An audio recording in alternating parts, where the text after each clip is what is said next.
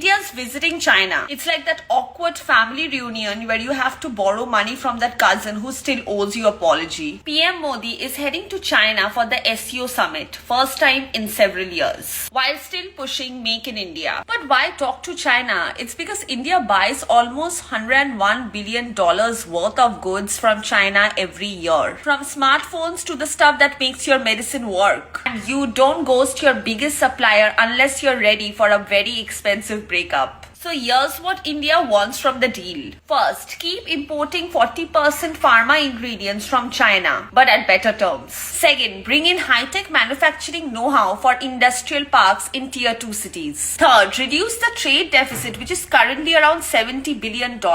So India is basically saying, I'll keep buying your stuff, but can you stop overcharging me? But India is also looking at China's let's call them previous clients. First, Sri Lanka's Hambantota port. Built with Chinese loans but now leased to them for 99 years for debt trouble. Second, Kenya's $4.7 billion Standard Gauge Railway. Over 90% of the construction costs funded by China. But most workers were Chinese, which means fewer jobs for locals. Third, Pakistan's Gwadar port. Still underused but under tight Chinese control. That's not an investment. That's just like buying a treadmill but letting someone else run on it. Here's the balancing act. So basically, India's playing like a cautious investor. Keep China friendly for supply security. Pull in $80 billion worth of FDI from other non-China sources. And never sign a deal where the other side walks away with the land or the rent. So India's definitely playing it smart.